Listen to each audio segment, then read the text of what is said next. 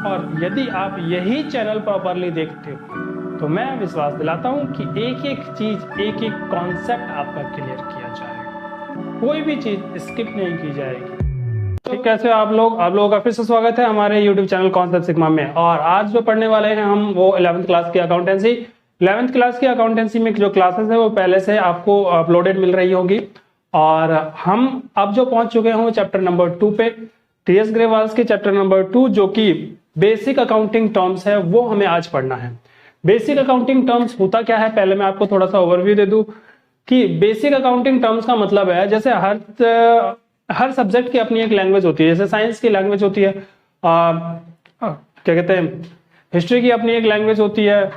हर चीज की जो भी सब्जेक्ट आप पढ़ रहे हो, मैथमेटिक्स की अपनी एक अलग लैंग्वेज होती है। हर सब्जेक्ट की अपनी एक प्रॉपर लैंग्वेज होती है जिसमें कुछ वर्ड्स होते हैं जो उसी सब्जेक्ट में यूज किए जाते हैं और उसके अलावा यदि आप उसे कहीं और यूज करते हो तो उसकी मीनिंग बदल जाती है।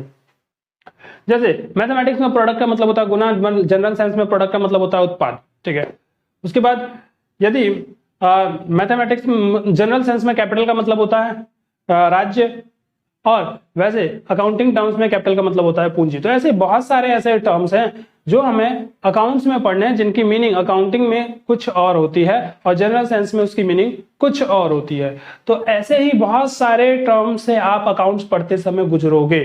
तो वो सारे टर्म्स मैं आपको पहले बता दूं क्योंकि जब हम आगे पढ़ते जाएंगे तो फिर समस्या ये खड़ी होगी कि सवाल के अंदर या सम्स के अंदर या क्वेश्चंस के अंदर जो भी चीज लिखी हुई है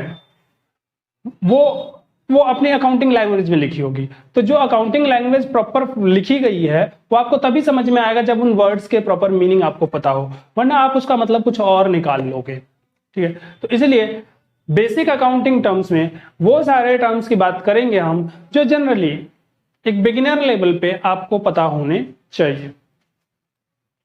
तो मैंने यहां कुछ बेसिक अकाउंटिंग टर्म्स जो हैं लिखे हैं। आज हम पहले इसको करते हैं, फिर उसके बाद और टर्म्स हैं वो भी बताया जाएगा। बिजनेस ट्रांजैक्शंस, बिजनेस ट्रांजैक्शंस किसे कहते हैं? बिजनेस ट्रांजैक्शंस मतलब वो सारे ट्रांजैक्शन जो किसी भी बिजनेस के अंदर डे टू डे एक्टिविटीज में या फिर कभी कभार भी होते हैं, तो बिजनेस ट्रांजैक्शंस हैं। बिजनेस ट्रांजैक्शंस में क्या क्या चीजें आ सकती है? Sale of goods, purchase of goods, rent paid, मतलब सारे ट्रांजैक्शंस जो बिजनेस के अंदर होते हैं। पर वो बिजनेस ट्रांजैक्शन तभी कहलाएंगे जब वो फाइनेंशियल ट्रांजैक्शंस हो। तो मैंने यहां लिखा है फाइनेंशियल ट्रांजैक्शंस और इकोनॉमिक इवेंट, कोई भी फाइनेंशियल ट्रांजैक्शन या फिर कोई आर्थिक घटना जो बिजनेस एक्टिविटीज को परफॉर्म करते समय हुई है उसे कहा जाएगा बिजनेस ट्रांजैक्शन। जिसको मैंने फॉर एग्जांपल के तौर पे लिखा है sale of goods, rent paid, purchase of goods etcetera. तो ये सारे वो घटनाएं हैं या वो लेन देन हैं जो बिजनेस करते समय होते हैं, इनको आप बिजनेस ट्रांजैक्शंस कहते हैं। इनकी अपनी एक मॉनेटरी वैल्यू होती है। अगली चीज है अकाउंट। अकाउंट में पहले भी बता चुका हूं, मेरे पहले वीडियो में या दूसरे वीडियो में आप देखेंगे 11th क्लास वाली में, तो आपको नजर आएगा कि अकाउंट की मीनिंग मैंने वहां बताई है। अकाउंट का मतलब क्या होता है? अकाउंट एक रिकॉर्ड होता है, या तो वो फिजिकल फॉर्म में यानी किताबों में, जो जनरल किताबें कॉपियां हैं उसके अंदर रिकॉर्ड होता है, या फिर अकाउंट जो हो सकता है वो ई फॉर्म में, आजकल ई फॉर्म में टैली या फिर दूसरे सॉफ्टवेयर पे मेंटेन किया जाता है या एक्सेल वगैरह पे बनाया जाता है। बहुत सारे तरीके हैं जो अकाउंट बनाने के आजकल चल रहे हैं ई फॉर्म में। तो अकाउंट क्या है? अकाउंट एक रिकॉर्ड है जो या तो फिजिकल फॉर्म में होगा या फिर ई फॉर्म में होगा, और किसी भी अकाउंटिंग हेड के लिए, कोई भी स्पेसिफिक अकाउंटिंग हेड के लिए, मतलब हर स्पेसिफिक अकाउंटिंग हेड के लिए अलग अलग अकाउंट बनाए जाते हैं। जैसे राम का अकाउंट अलग, श्याम का अकाउंट अलग, सैलरी का अकाउंट अलग, रेंट का अकाउंट अलग, कैपिटल का अकाउंट अलग, फर्नीचर का अकाउंट अलग, बिल्डिंग का अकाउंट अलग, सारे स्पेसिफिक हेड के लिए अलग अलग अकाउंट बनाए जाएंगे। ठीक है, जैसे किसी भी असेट के लिए अलग से अकाउंट बनाया जाए, किसी भी लायबिलिटी के लिए अलग से अकाउंट बनाया जाएगा, किसी भी खर्चे के लिए अलग से अकाउंट बनाया जाएगा, किसी भी रेवेन्यू के लिए अलग से अकाउंट बनाया जाएगा। चलिए आगे बढ़े तो हम कैपिटल की बात करते हैं। कैपिटल क्या होता है? मालिक यानी ओनर, प्रोप्राइटर, जो भी बिजनेस में इन्वेस्ट करता है, कोई भी पैसा लगाए बिजनेस के अंदर तो वो कहलाएगा कैपिटल। फॉर एग्जाम्पल मान के चलिए कोई व्यक्ति है जो चाय की दुकान खोलना चाहता है। चाय की दुकान यदि वो खोलना चाहता है तो वो उसके पास क्या है कि उसके पास कुछ पैसे थे, से 2000 रुपए उसके पास थे, तो 2000 रुपए में वो चाय की दुकान खोलना चाहता है, तो 2000 रुपए उसने बिजनेस में लगाए। तो 2000 रुपए कैपिटल। और उसके पास उसने क्या किया कि कुछ जो सामान है जो उसने खरीदे नहीं, अपने घर से उठा लाया। जैसे उसने एक टेबल घर से उठा लाया, उसके पास एक बर्तन था, पतीला था, वो घर से उठा लाया, ठीक है। तो ये चीजें वो घर से उठा के ले आया, वो 2000 में नहीं खरीदे उसने, तो 2000 में और चीजें खरीदी उसने, और ये दो चीजें वो घर से उठा के ले आया। तो 2000 तो कैपिटल है ही, और जो वो चीजें लेके आया वो भी कैपिटल है। तो बिजनेस के अंदर कोई भी चीज इन्वेस्ट किया जाए, कोई भी चीज लगाया जाए, तो वो कैपिटल कहलाता है। तो फिर उनको क्या रिकॉर्ड कैसे करेंगे? उनकी वैल्यू रिकॉर्ड की जाएगी। जो पतीला लेके आया है उसकी वैल्यू रिकॉर्ड की जाएगी, 500 रुपए का पतीला। जो टेबल लेके आया है उसकी वैल्यू रिकॉर्ड की जाएगी कि 1000 रुपए का टेबल है, ठीक है। तो इस प्रकार से कैपिटल जो है वो रिकॉर्ड किया जाता है। कोई भी वैल्यू को, किसी भी चीज की वैल्यू रिकॉर्ड की जाती है अकाउंटेंसी में, हम वो वस्तु रिकॉर्ड नहीं करते हैं डायरेक्टली, ठीक है। तो अकाउंटेंसी में कैपिटल का मतलब एनीथिंग, कुछ भी जो इन्वेस्ट किया गया है, किसके द्वारा? प्रोप्राइटर के द्वारा। कहां इन्वेस्ट किया गया? बिजनेस के अंदर, उसे कहा जाएगा कैपिटल। इसे ओनर्स इक्विटी यानी मालिक की समता भी कहा जाता है, मतलब मालिक का समता या नेट वर्थ कहा जाता है, ठीक है। अब इतनी हिंदी तो नहीं आती, तो नेट वर्थ और ओनर्स इक्विटी या फिर कैपिटल, तीनों की तीनों चीज एक ही है। तो कहीं पे आपको नेटवर्थ लिखा हुआ नजर में आ जाए तो समझ लेना ये कैपिटल ही है। कहीं पे आप पे ऑनर्स इक्विटी लिखा हुआ नजर आ जाए तो समझ लीजिए कि वो क्या है? कैपिटल, ठीक है। तो ये मैंने तीन चीजें बताई आपको, बिजनेस ट्रांजेक्शन, अकाउंट और कैपिटल। चौथी चीज बताते हैं ड्राइंग की बात। ड्राइंग क्या होता है? ड्राइंग, जैसे बिजनेस में मालिक लगाता है पैसे तो उसे कैपिटल कहते हैं। यदि बिजनेस से पैसा निकालता है पर्सनल यूज के लिए तो उसे ड्राइंग कहा जाएगा। तो कोई भी मनी या गुड्स टेकन आउट, बिजनेस से निकाला गया है, किसके द्वारा? प्रोप्राइटर के द्वारा। बिजनेस से किस लिए निकाला गया है? पर्सनल यूज के लिए, तो उसे कहा जाएगा ड्राइंग, ठीक है। तो बिजनेस से जब वो कोई भी गुड्स या फिर मनी विड्रॉ करेगा पर्सनल यूज के लिए तो उसे कहा जाएगा ड्राइंग्स। हाँ जी, तो अभी मैंने पढ़ाया आपको चार चीजें जो पढ़ाई कौन कौन सी? आपको पढ़ाया गया बिजनेस ट्रांजैक्शन, आपको पढ़ाया गया अकाउंट, आपको पढ़ाया गया कैपिटल, आपको पढ़ाया गया ड्राइंग्स।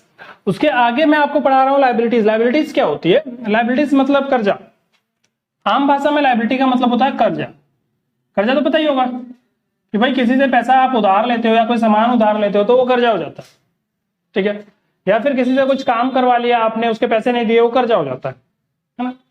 तो लायबिलिटी का मतलब होता है कर्जा, नॉर्मल सेंस में कहा जाए तो क्या बिजनेस करते समय बिजनेस के ऊपर भी कोई कर्जा हो सकता है? बिल्कुल, बिजनेस के ऊपर भी कर्जा हो सकता है। यदि बिजनेस में आपकी दुकान है और आपने उधार माल खरीदा है तो आपके बिजनेस के ऊपर कर्जा है, ठीक है। आपकी दुकान है और आपने बैंक से लोन लिया है तो वो भी कर्जा है।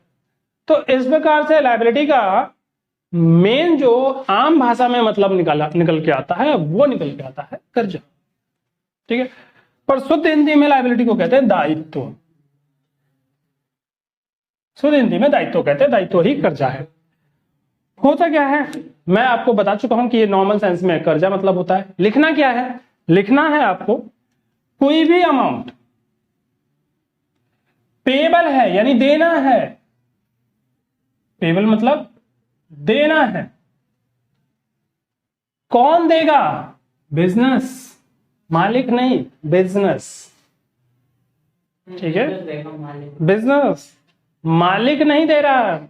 यहां बात कर रहे हैं बिजनेस की, क्योंकि अकाउंटिंग हम बिजनेस के लिए करते हैं, मालिक के लिए नहीं करते। मालिक अलग है, धंधा अलग है। तो बिजनेस की लायबिलिटी है, बिजनेस को देना है।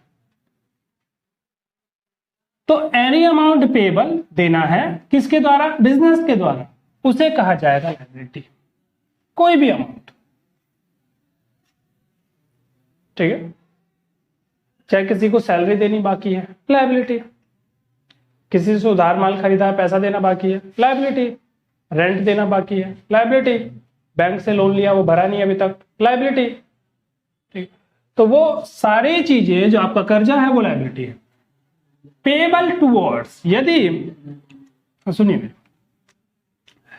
क्या बिजनेस की कुछ लायबिलिटी मालिक के प्रति भी बनती है? सुनिए, देखो बिजनेस की जब अकाउंटिंग करते हैं ना, तो हम मान के चलते हैं कि मालिक अलग है और धंधा अलग है। मालिक अलग, धंधा अलग।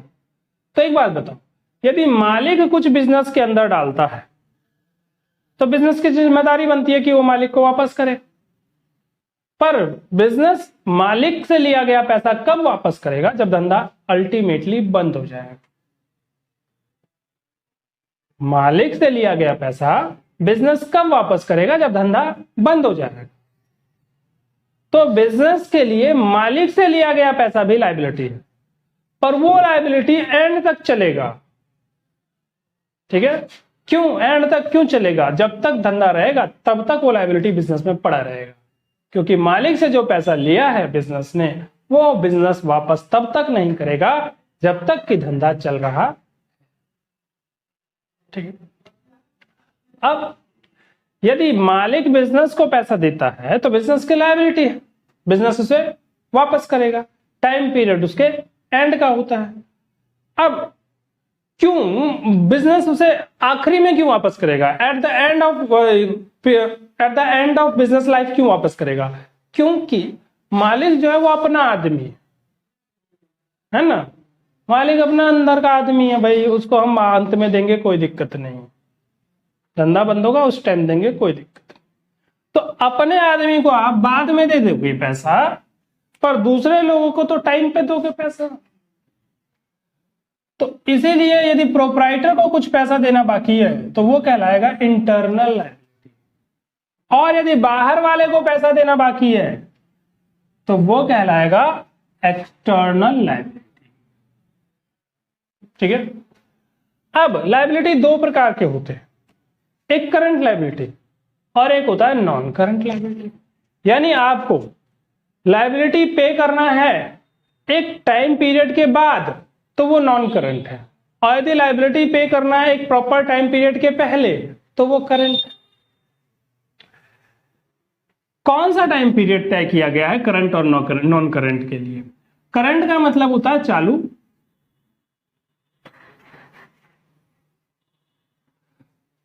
यदि आप 12 महीने के अंदर ही अमाउंट पे करना है, आप 12 महीने के अंदर ही अमाउंट पे करना है आपको, तो वो करंट लायबिलिटी होगा। या फिर नॉर्मल ऑपरेटिंग साइकिल के अंदर ही पेमेंट करनी है तो फिर वो करंट लायबिलिटी होगा। कहां से 12 महीने गिने जाएंगे? From the end of accounting period, जब आपका साल खत्म होगा वहां से गिना जाएगा क्या?